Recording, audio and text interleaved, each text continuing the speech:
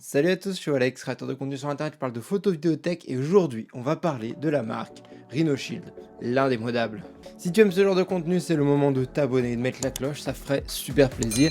Et du coup on va parler de cette marque. On va commencer d'ailleurs par l'histoire de cette marque. On commence par le commencement.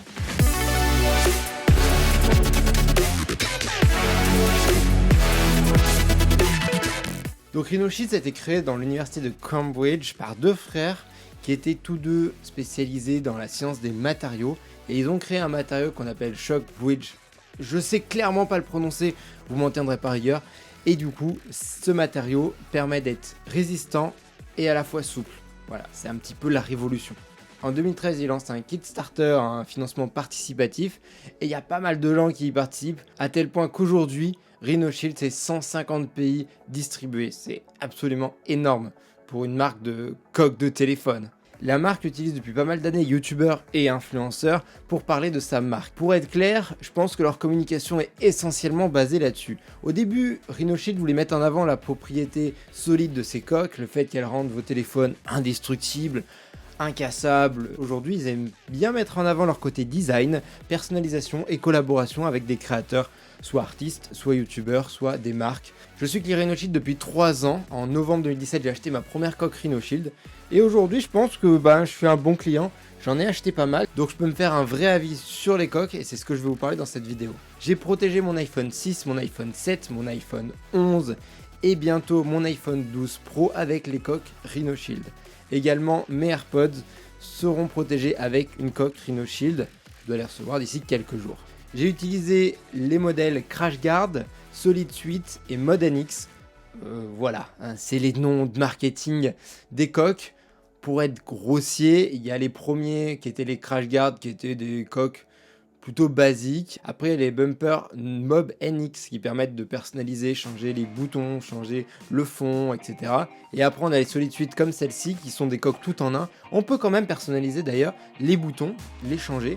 Et puis par contre, on ne peut pas changer l'arrière. Une fois qu'on a choisi un design, on doit le garder jusqu'à changer de coque.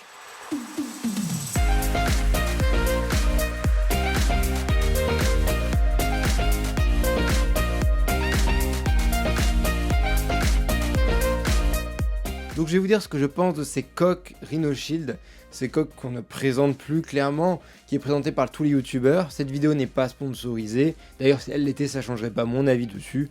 Mon avis il est tel qu'il est et je vais vous l'énumérer avec des points forts et des points faibles. On peut commencer en point fort par la solidité, la protection.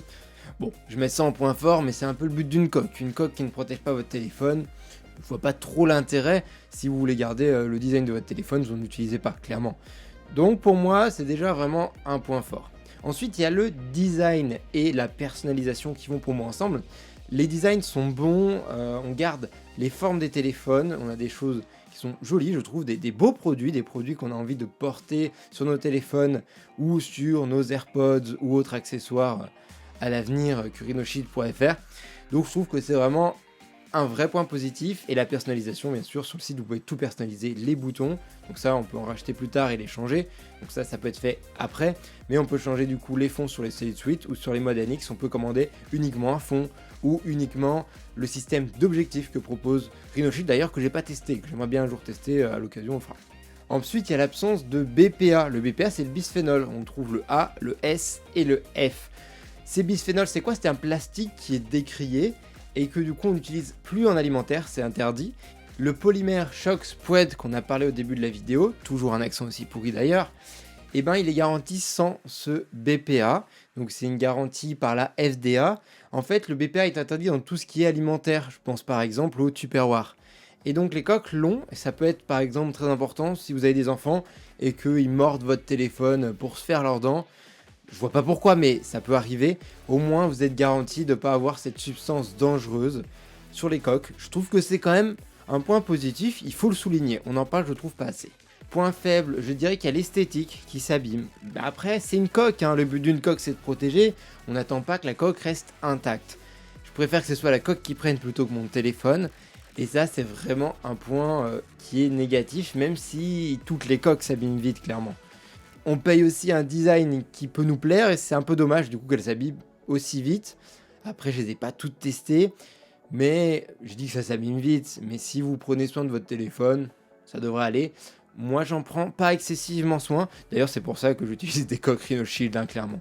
Autre point faible, je pense que les coques transparentes, c'est pas une bonne idée.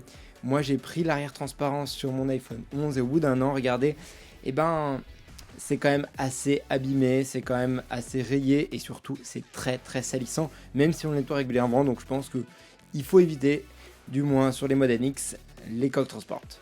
Dernier point faible, le prix. Alors, le prix, hein, c'est clairement un gros point faible, même si c'est un beau packaging.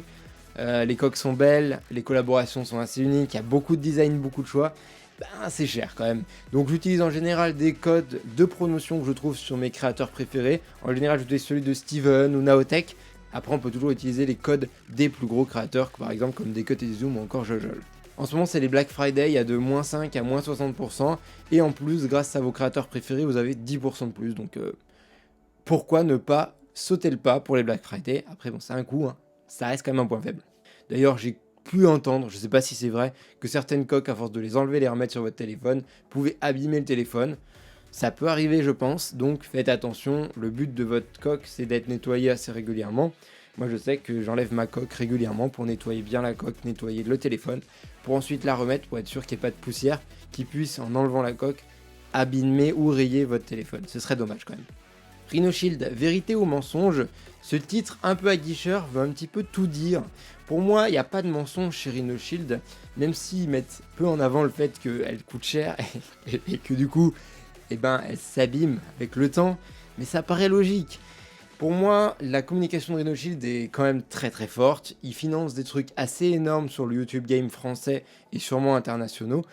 Franchement, je trouve que c'est bon parce qu'ils financent des chaînes YouTube, ils financent carrément des projets sur des créateurs qui ont besoin de ces financements, qui ont besoin de ça pour continuer à faire des vidéos, qui d'ailleurs ne sont pas forcément dans le thème de Rhino Shield. Hein. Et je trouve que c'est un bon moyen de communiquer. C'est une bonne manière de toucher les plus jeunes et les personnes de mon âge, un peu moins jeunes. Et ben c'est réussi. Pour moi, la com est réussie. C'est là-dessus qu'ils sont forts. Leurs boîtes sont plutôt sympathiques, je trouve. Et les coques sont quand même résistantes et protègent vos téléphones. Après, ça a un coût.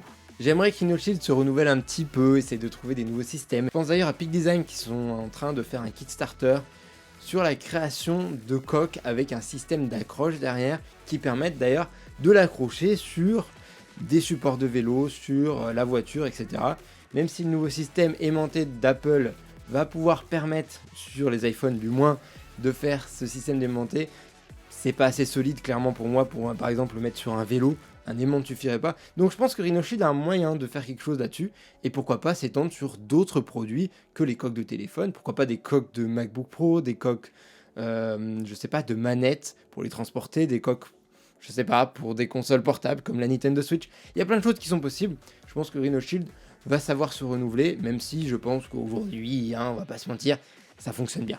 J'espère que cette vidéo vous aura plu. Si ça vous a plu, n'hésitez pas à vous abonner, n'hésitez pas à mettre la cloche, ça fait super plaisir et ça soutient énormément les vidéos que je peux faire. On se retrouve très très bientôt sur YouTube. C'était Alex, ciao.